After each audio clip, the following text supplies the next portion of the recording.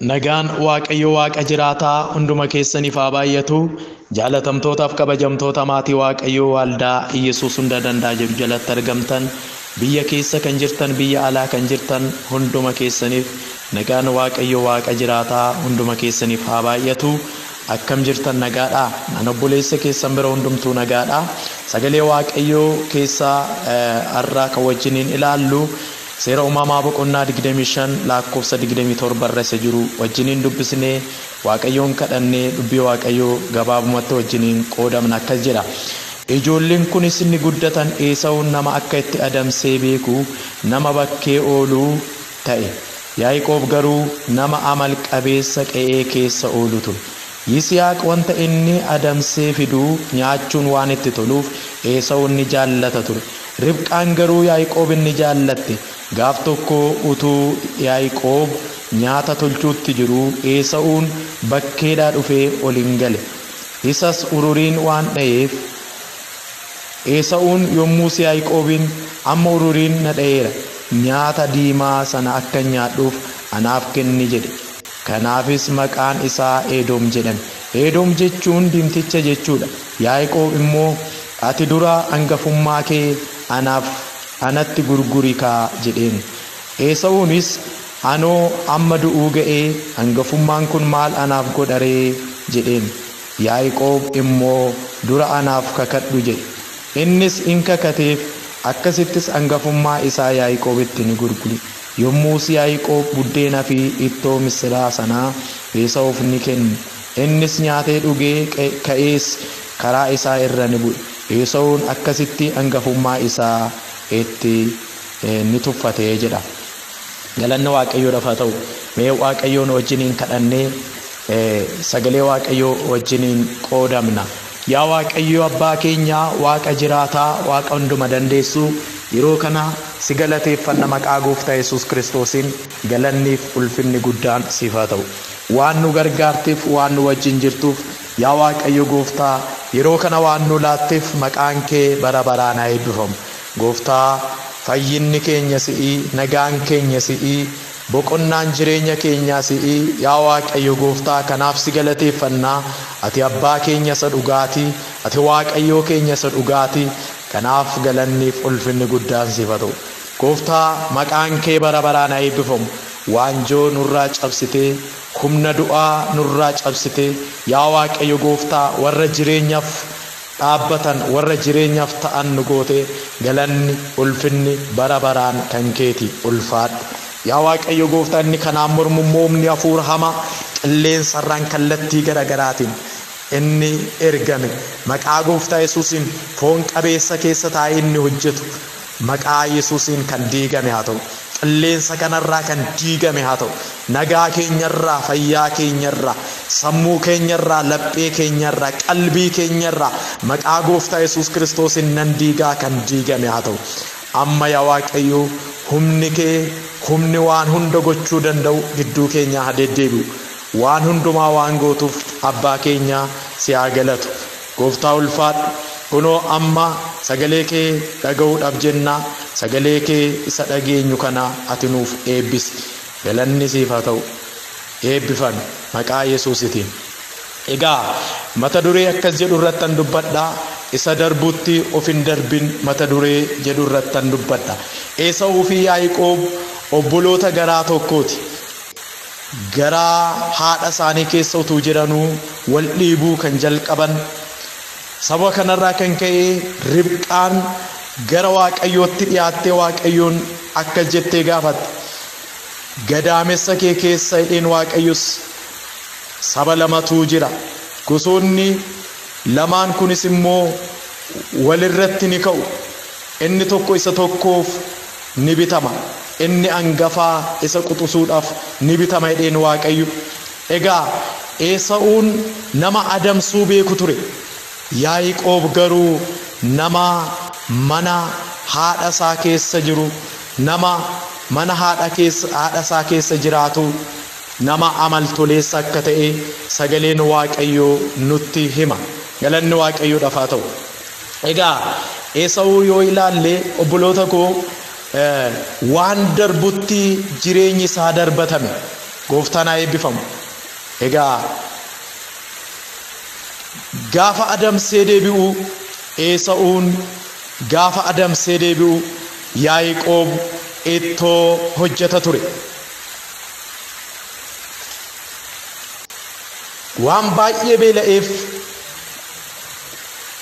Yaaqoobin akkas jedhee gaafate, ittoo diimaa kanarraa mee waan nyaatamu naaf laadhu ittiin jedhe.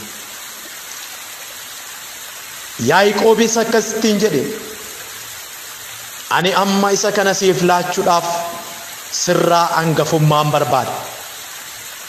Amma ati hangafa taatee jirta, ani quxisuu keeti.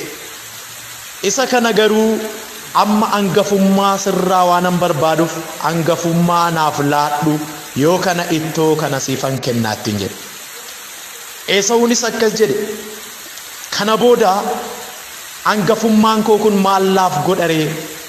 Sababni isaa ani amma dulloomeera, umuriin koo deemeera, yeroon koo darbeera, sichi du'uufan jedha. Kanaaf hangafummaa kana fudhadhu, waan nyaatamu naaf laadhu, ani nyaatan barbaada, baay'een beela'e. Haaleluyyaa, galanni Waaqayyoodhaaf haa ta'u. Nyaata guyyaa tokkoof jedheetu hangafummaa isaa dhabe. Nyaata guyyaa tokkoof jedhee jireenya isaa dhabe, sammuu isaatu miidhame, saayikooloojii isaatu miidhame. Obboloota koo ilaalaa, arras dhaloonni baay'een waan darbu duuka bu'anii jireenya kan dhaban jiru, waan darbu duuka bu'anii ulfina isaanii kan dhaban jiru, waan darbu duuka bu'anii karaarra kan jallatan jiru. Kanaaf Yaaqoob akkasittiin jedhe, hangafummaa kana naaf laadhu, ani immoo waan barbaachisaa ta'e biddeena jiru siifan laadha, ittoo kana siifan laadha, waan barbaachisu immoo siifan kenna ittiin jedhe. Isa kana fudhachuudhaaf Esaawunis mataan marre ture, hangafummaa hin laateef. Siifan laadhennaan Yaaqoob akkasittiin jedhe, dursa naaf kakadhu ittiin jedhe. Waanuma akka salphaatti ittoon kun siif laatamu miti, dursa sirritti naaf kakadhu, akka booddee deebi'uu hin dandeenyetti akka naaf kakattu nan barbaade. Esaawunis in kakate. Gaafa kakatu Yaaqoob nyaata sana fuudhee hin laateef jedha, hin kenneef jedha. Kana booda eega nyaatee garaa quufee booddee imala isaa, deemsa isaa itti fufe. Obboloota koo ilaalaa, seenaan hamma har'aatitti waa'ee Esaawuuf gaariin dubbatu. Yaaqoob hangafummaa isaa obboleessa isaatirraa hin fudhate. Yaaqoob ulfina obboleessa isaa ofii isaatiif hin fudhate. Obboloota koo, haadha tokkorraa kan dhalatan, abbaa tokkorraa kan argaman, waliif yaadu bakka qabanitti waliif yaaduun bakka dhibetti. Egaa bu'aadhaan walattaallaluun dhufe, bu'aadhaan wal gowwoomsuun dhufe. Obboloota koo, Esaawun hangafummaa isaa, ulfina isaa akka gurguruuf kan isa taasise maalidha yoo jenne, tokko obboleessatu isa dogongorse. Obboleessa kiyya jedhee kan inni ittiin dhaadatu, obboleessa kiyya jedhee kan inni ittiin dhaadatu Yaaqoob isa gowwoomse. Esaawun hangafummaa keenatti gurguredhee Yaaqoob gaafa gaafii kana dhiyeessuuf, egaa orma miti waan ta'eef obboleessa kiyya jedhee isa amaneetu hangafummaa isaa Esaawutti, Yaaqoobitti gurgure. Yaaqoob ulfinaaf jecha hangafummaa ittoodhaan akka Esaawun isa jijjiiruuf gaafii dhiyeessuufiin hangafummaan isaa akka irraa mulqamu godhe. Esaawun salphumatti hangafummaa isaa gurgure. Ilaalaa, obboloota haadha fi abbaa tokkorraa dhalatantu ulfina barbaachaaf jecha wal dogongorsuun boolla waliif qotuu eegalan. Yaaqoob ofii ulfina argachuuf jecha obboleessa isaa salphinatti kenne. Gidiraa keessa ba'uu hin dandeenyetti akka inni galu godhe. Kufaatiin obboleessa isaa isa hin yaaddessin. Akka ilmaan alagaatti dabarsanii wal kennuun dhufe. Galanni Waaqayyoodhaaf haa ta'u. Egaa Esaawun akka hangafummaa isaa gurguru kan isa taasise tokko obboleessa isaatu isa gowwoomse. Abshaalummaadhaan gowwoomsee hangafummaa isaa irraa fudhate. Inni lammaffaan Esaawun garaa waan jaalatuuf. Esaawun nama garaa jaallatu ta'uun isaa salphumatti eenyummaa isaa dabarsee akka kennu isa taasise. Kan inni yaade nyaata yeroo sana argatu duwwaa ture. Waa'een hangafummaa isaa isa hin yaaddessin. Kan isa yaaddesse garaa isaatu isa yaaddesse ture. Beela yeroodhaaf isa mudate sanatu, rakkina yeroodhaaf isa mudate sanatu isa yaaddesse ture. Obboloota koo, arras dhaloota baay'ee karaarra kan kaachise waan yeroodhaaf mul'atu, waan yeroodhaan mul'atee darbuudha. Galanni Waaqayyoodhaaf haa ta'u. Egaa Esaawun nyaata guyyaa tokkoof jedhee hangafummaa bara baraa dhabe. Nyaata guyyaa tokkoof jedhee ulfina bara baraa dhabe. Nyaata guyyaa tokkoof jedhee jireenya dhabe. Nyaata guyyaa tokkoof jedhee maqaa isaa gaarii dhabe. Seenaan amma har'aatitti maqaa gaariidhaan isan kaasu. Galanni Waaqayyoodhaaf haa ta'u. Esaawun akka hangafummaa isaa gurguru kan isa taasise inni biraa akkuma salphaatti waan ilaaleef, hangafummaa isaa akkuma salphaatti waan ilaaleef salphumatti of harkaa baaseera. Yeroo Yaaqoob hangafummaa kee anatti gurguri jedhee gaafii isaaf dhiyeessu Esaawun, anoo amma du'uu ga'e hangafummaan kun maal anaaf godharee jedhe. Booddee garuu akka obboleessi isaa isa gowwoomse hubatus homaa gochuu hin dandeenye. Boodatti deebi'ee hangafummaa isaatti deebi'uu hin dandeenye. Hin gowwoomfame. Akkuma salphaatti waan ilaaleef, akkuma salphaatti waan Waaqayyo isaaf kenne hangafummaa isaa sana hin dhabe. Ulfina isaa sana hin dhabe. Waanuma salphaatu, waanuma darbutu ulfina isaa sana akka inni dhabu isa taasisa. Inni biraa Esaawun hangafummaa isaa akka inni gurguru kan isa taasise ejji isaa isuma har'aarra waan jiruuf.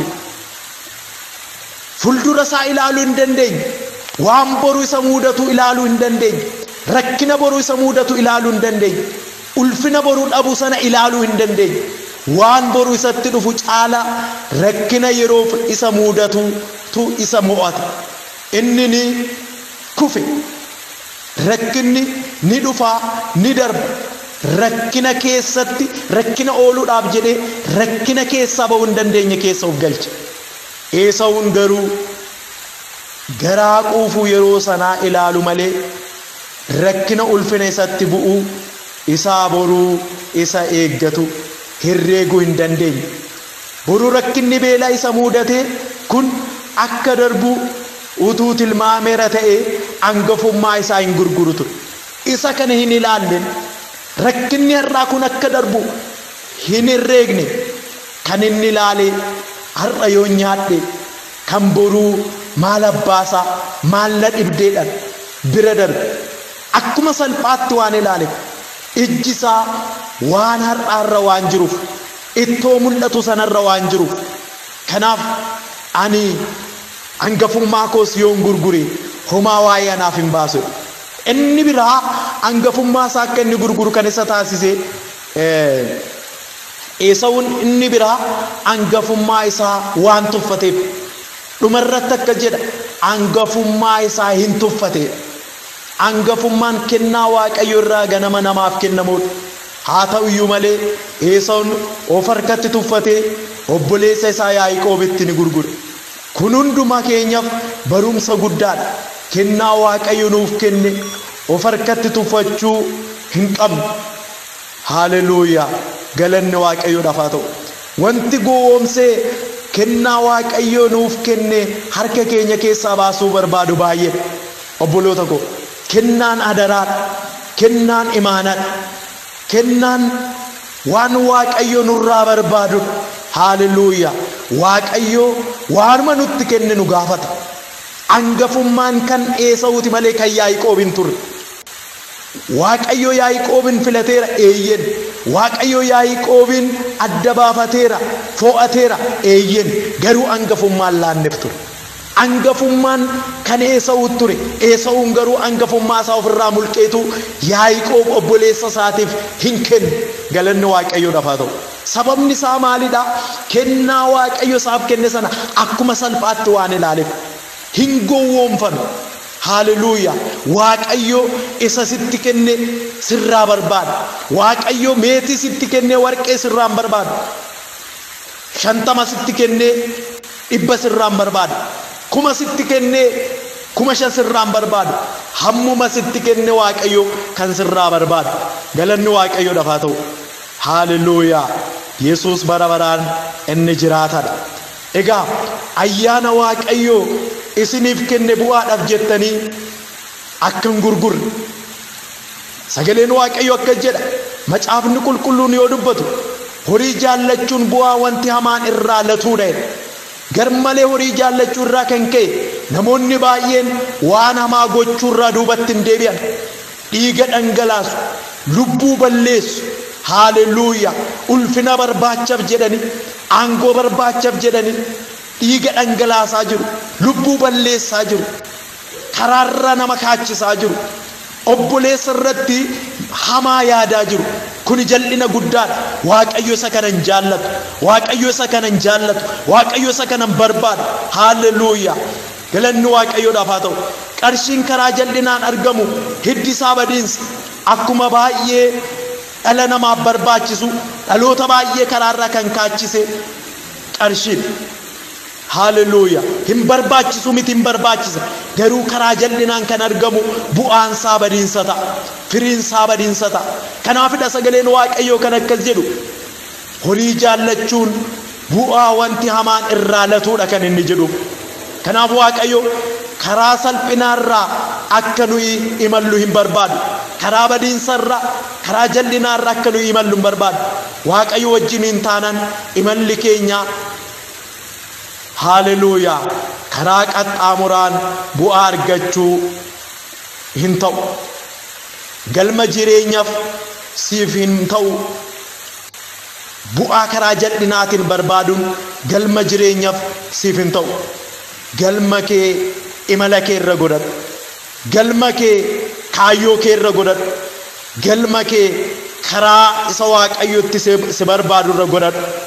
Haleluuyaa. Garam akka deemtu ilaalladhu beeki. Karaa qajeelummaarra imali. Boru seenaan waa'ee kee gaarummaa haa dubbatu. Haleluuyaa. Yesuus bara baraan inni gooftaadha. Yesuus bara baraan inni jiraataadha. Haleluuyaa. Gooftaan haa eebbifamu. Obboloota koo Saa'ol mootii Israa'el jalqaba waaqayyo dibee moosisee ture. Seenaa mootota Israa'el keessatti Saa'ol mootii jalqabaa ture. Harree abbaa isaa utuu barbaacha deemu waaqayyo mootii godhee isa muude. Gooftaan haa eebbifamu. Haleluuyaa. Waggoottan bulchaa ture keessatti waggaa 2 duwwaa akka yaada waaqayyootti geggeessaa akka ture seenaan nutti hima. Sana booddee garuu waggaa 38 guutuu akka yaada isaatti fedha waaqayyoon ala geggeessaa akka ture argina.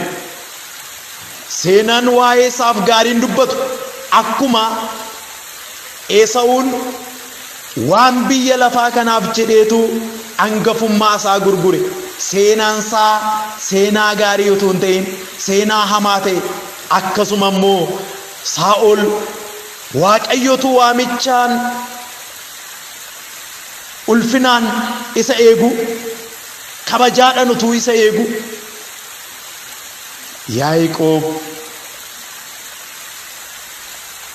Saa'ol dhiifama. Saa'ol ulfina isaa waan darbutti kenne. Saa'ol waan badurra yaada isaa godhate. Waaqayyoon gammachiisurra saba gammachiisuu filate.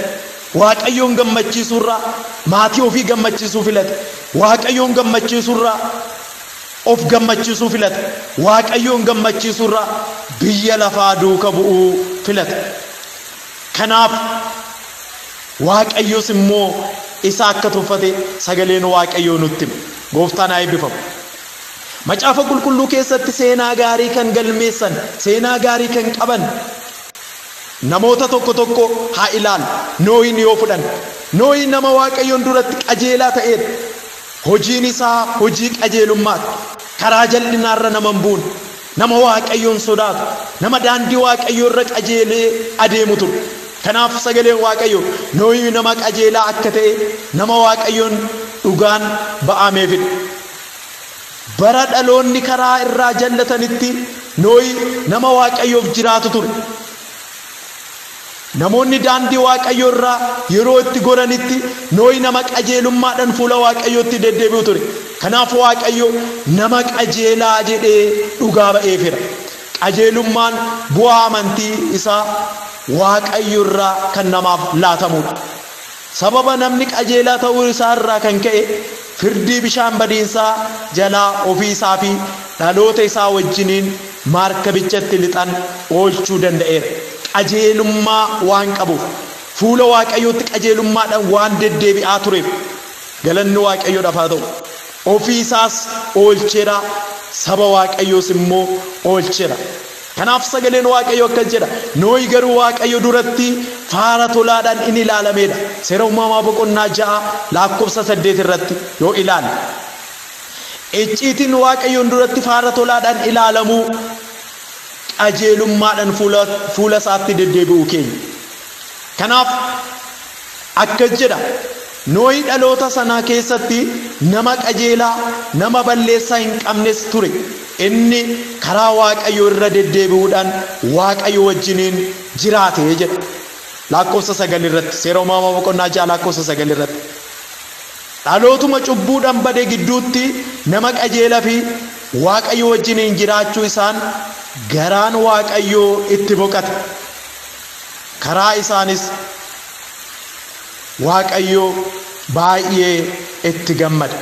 Galanni Waaqayyoof haa ta'u. Dhaloota baay'ees akka oolchuuf Waaqayyo dhaloota harka isaatti dabarsee laata. Inni biraa Noohin yoo ilaalle nama amantii ture. Amantiin furtuu fayyinaati. Amantiin karaa dhaloonni ittiin badiinsa jalaa ooluu danda'an keessaa isa tokkodha. Noohi amantiidhaan waan Waaqayyo duratti waan gaarii hojjeteef Waaqayyo aarsaa inni fuula isaatti dhiyeessee hin fudhate. Amantiin waan darbuu hin dandeenye, amantiin Waaqayyoon duuka bu'udha. Amantiin waan mul'aturra ija ofii godhachuu miti. Amantiin waan darburra ija ofii godhachuu miti. Amantiin waan darbuu hin dandeenye kan nama dabarsu, kan ittiin ce'an, galaana ce'uu hin dandeenye kan ittiin ce'anidha. Namni amantii yeroo hundumaa akka yaada ofii isaatti utuu hin ta'in akka yaada Waaqayyootti kan jiraatudha. Namni amantiidhaan jiraatu yaada Waaqayyoo, garaa Waaqayyoo boqachiisuudhaaf, Waaqayyoon gammachiisuudhaaf kan jiraatudha. Inni biraa Noohi bishaan badiinsaa nama ooledha. Waaqayyoof abboomamuun isaa fi qajeelaa ta'uun isaa badiinsa bishaanichaa isa oolcheedha. Ofii isaa duwwaaf utuu hin ta'in maatii isaa warra isa wajjiniin gara maarkabichaatti galan dhaloota sanas oolchuu danda'eera. Galanni Waaqayyoodhaaf haa ta'u. Sababni isaa nama Waaqayyoof abboomamu waan tureef. Obboloota koo, namni Waaqayyoodhaaf abboomamu, namni Waaqayyoon sodaatu, namni daandii Waaqayyoo irra deddeebi'u baroota keessatti dhaloota baay'ee oolchuu hin danda'a. Ofii isaas oolchuu ni danda'a. Galanni Waaqayyoodhaaf haa ta'u. Kanaaf karaa Waaqayyoo irra akka buunu barbaada Waaqayyo. Waaqayyoon sodaannee jireenya keenya Waaqayyoof akka bichisiifnu barbaada Waaqayyo. gooftaan maqaan isaa bara baraan haa eebbifamu. Kanaaf Nohi nama Waaqayyoon sodaatu ture, nama Waaqayyoof abboomamu ture, akka Waaqayyo jedhutti kan jiraatudha, akka ofii isaa barbaadetti utuu hin taane, akka dhaloonni barbaadanitti utuu hin taane, akka Waaqayyo barbaadutti Waaqayyoon garaa boqachiisuudhaaf nama jiraatu ture Nohi. Inni biraa Nohi Waaqayyoon fuulduratti nama faara tolaadhaan ilaalame, nama qajeela waan tureef, nama Waaqayyoof abboomamu waan tureef, nama Waaqayyoon sodaatu waan tureef, akka Waaqayyo jedhutti nama deddeebi waan tureedhaaf Waaqayyoon duratti faara tolaadhaan nama ilaalame ture. Eenyummaan keenya Waaqayyoon duratti fudhatama akka qabaatu, eenyummaan keenya faara tolaadhaan Waaqayyo duratti akka ilaalamuuf yoo barbaanne obboloota koo Waaqayyoof abboomamu, Waaqayyoon sodaachuu, fuula Waaqayyootti Waaqayyoon sodaachaa deddeebi'uun barbaachisaadha. Firiin amantii keenyaa qajeelummaan fuula Waaqayyo duratti fudhatama argachuudha. Kunis kan argamu hojii Kiristoos fannoo irratti nuuf raawwateen kan argamu hojii tolaati. Galanni Waaqayyoodhaaf haa ta'u. Gochaa keenyan, hojii keenyan utuu hin ta'in qajeelummaadhaan fuula Waaqayyootti akka argamnuuf kan nu taasise Kiristoos Yesuus hojii fannoo irratti hojjete, hojii inni tolaan nuuf godhe. Nohi nama balleessaa hin qabne ture, waan ittiin jedhan kan hin qabne, muudaa kan hin qabne, hir'ina kan hin qabne. Haalelooyaa. Lafa itti seerri hin jirretti nama seeraan jiraate ture Nohi balleessaa kan hin qabne, hundeen amantii isaa Waaqayyo irratti kan ijaarame ture, nama Waaqayyoon sodaatu. Kanaaf seenaan hamma har'aatitti gaarummaa isaa dubbata. Balleessaa malee nama deddeebi'aa turedha. Haalelooyaa.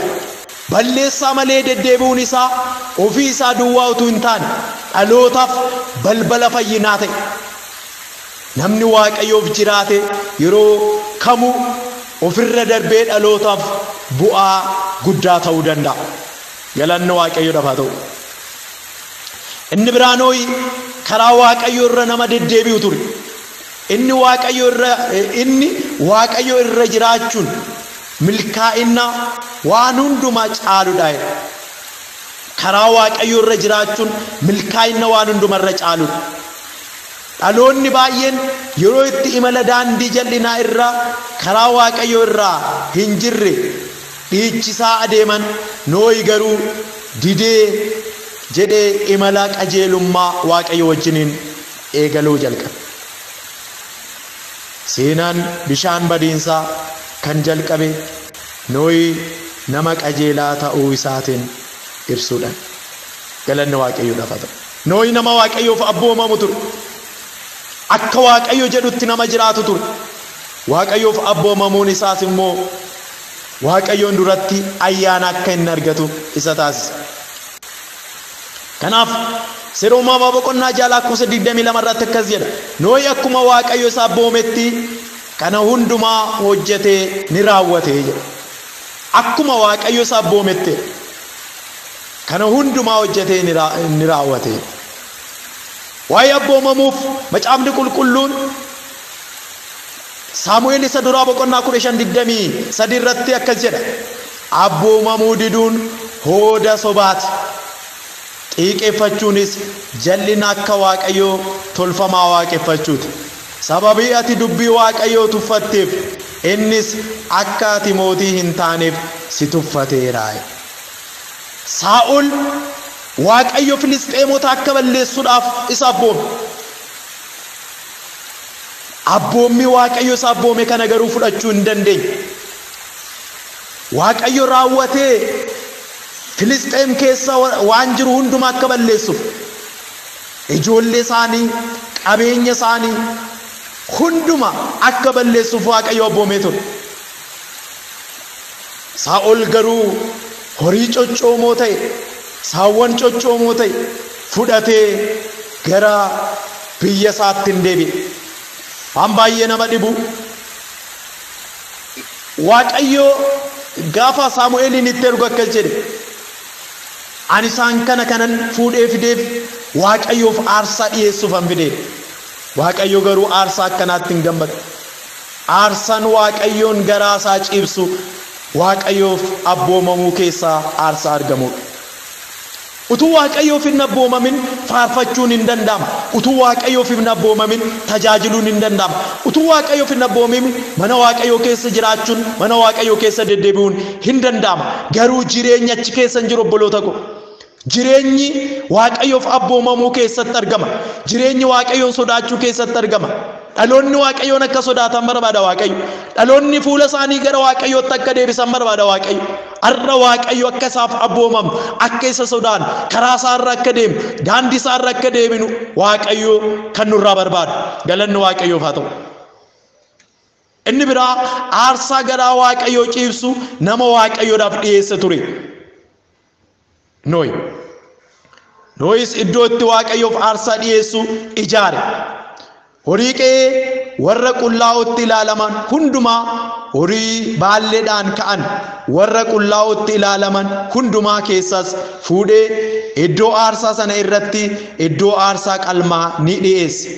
Waaqayyo foolii isaa garaa ciibsu sana urgeeffatee yaada isaa keessatti wanti namni mucummaa isaatii jalqabee garaa isaatti yaadu hamaa yoo ta'e iyyuu sababii namaatiif ani deebi'ee laficha matumaa hin abaaru. Deebi'ees akkas kanan dura godhee uumama jiraatu hundumaa matumaa hin balleessu. Seera uumamaa boqonnaa 8:21 Nohi kutaa kanarratti aarsaa waaqayyoof dhiyeessuuf waan gurguddaa sadi godhe.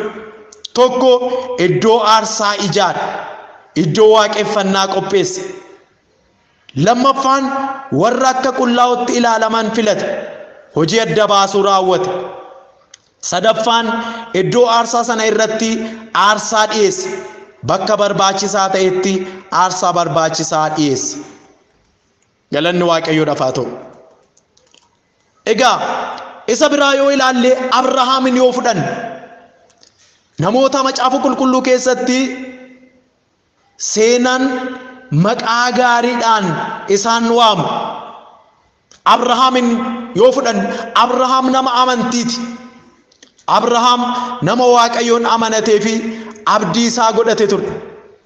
Biyyatti dhalatan maatii ofii lammii ofirraa fagaachuun yoo waaqayyo nama gargaare malee baay'ee rakkisaadha.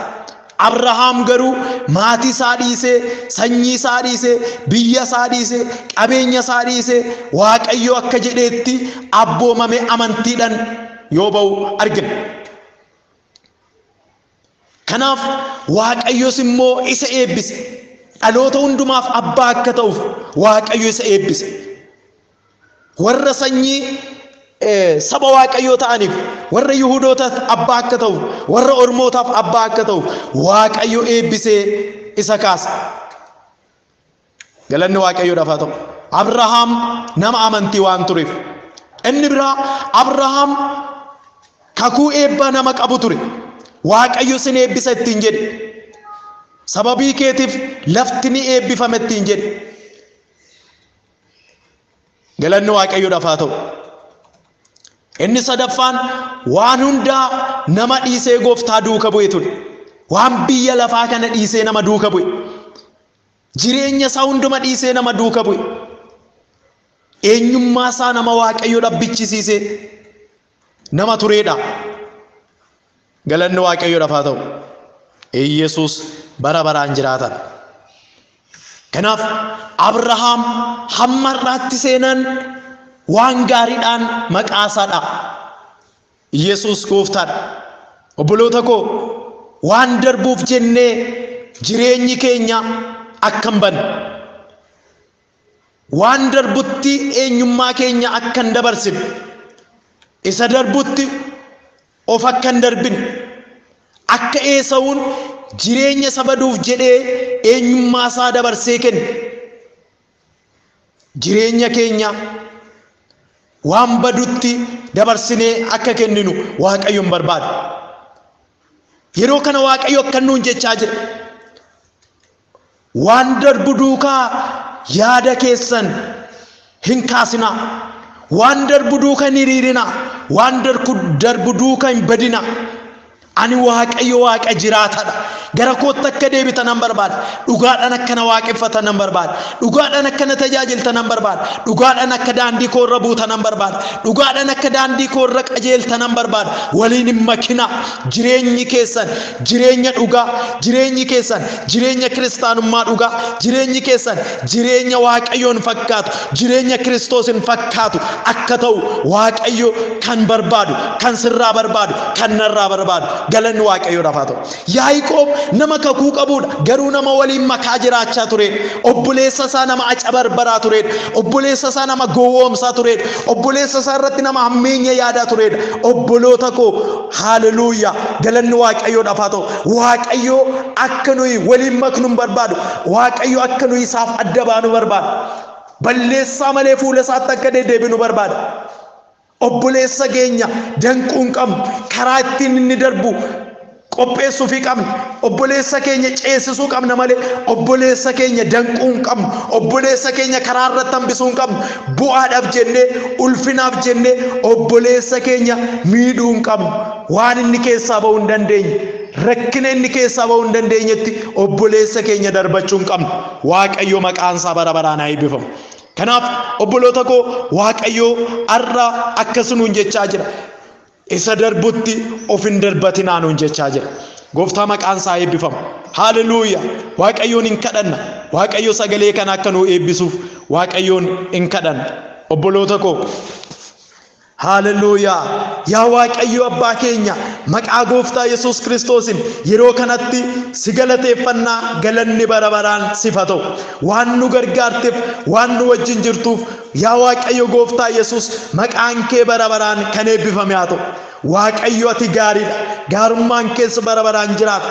ilmaan kee yeroo hundumaa daandii kee irra akka deddeebi'an barbaada karaa kee irra akka deddeebi'an barbaada akka bannu barbaada akka si sodaannu barbaada akka siif abboomamnu barbaada yaa waaqayyo gooftaa dhugaadhaan akka jiraannu barbaada yaa waaqayyo gooftaa maqaa gooftaa Yesuusin ayyaanni nu gargaaru yeroo kanatti maqaa Yesuusin tokkoon keenyaaf haa kennamu yaa waaqayyo gooftaa arra yaa waaqayyo utuu siif jiraachuu barbaadan dhaloonni siif jiraachuu dadhaban utuu mana kee keessatti yaa waaqayyo si gammachiisuu barbaadan utuu yaa waaqayyo ulfina maqaa kee duwwaadhaaf jiraachuu barbaadan kan dadhaban humna kan dhaban maqaa Yesuus Kiristoosin yeroo kana humni isaan gargaaru gara tokkoon isaanitti akka dhufan isin kadhadha yaa waaqayyo balbaloonni isaanitti cufame maqaa Yesuus Kiristoosin balballi qajeelummaa balballi dhugaa balballi si sodaachuu balballi siif abboomamu maqaa gooftaa Yesuusin isaaniif haa banamu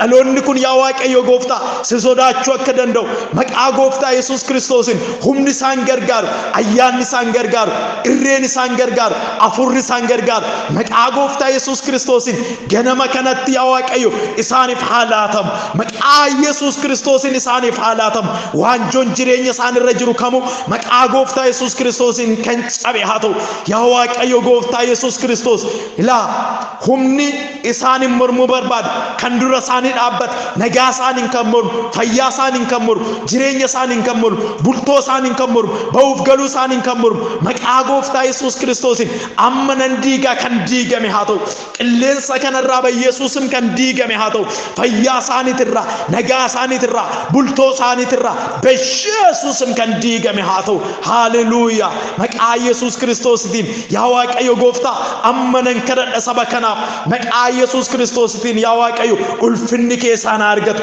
lafa jiranitti yaa waaqayyo gooftaa haala isaan keessa jiraatan keessatti ulfinni kee inni isaan dabarsu ulfinni kee inni isaan ceesisu ulfinni kee inni waan gaarii hunduma isaan barsiisu maqaa gooftaa Yesuus Kiristoositiin isaaniif haa laatamu sagaleen kee akka jedha ayyaanni waaqayyo waan gaarii hunduma beekutti nama hin geggeessedha ayyaanni kee inni waan gaariitti nama geggeessu ayyaanni kee inni nama barsiisu ayyaanni kee inni sodaachuu nama hubachiisu maqaa gooftaa Yesuusin isaaniif haa laatamu afurri kee isaaniif haa laatamu waanjoon haa cabu jireenya isaaniitirraa humni dhukkubaa humni yaa waaqayyo isaan yaaddessu maqaa gooftaa Yesuusin haa diigamu sammuu isaaniitirraa hadiigamu, fayyaa isaaniitirraa hadiigamu, jireenya isaaniitirraa hadiigamu, bultoo isaaniitirraa hadiigamu, ba'uuf galuu isaaniitirraa hadiigamu, qilleensa kanarraa maqaa gooftaa Yesuus Kiristoositiin hadiigamu Yesuus. dhaloonni kun yaa Waaqayyo siinaa gargaaramu, dhaloonni kun maqaa gooftaa Yesuus Kiristoosiin ulfina keetiin yaa Waaqayyo ce'uu haa jalqabu, dhaloonni kun ulfina keef jiraachuu haa jalqabu. Galanni ulfinni bara baraan siif haa ta'u. Waan hundumaa waan gootuuf ulfaadhu, waan nu gargaarteef ulfaadhu, waan nu barsiifteef ulfaadhu. Galanni siif haa ta'u. Ameen.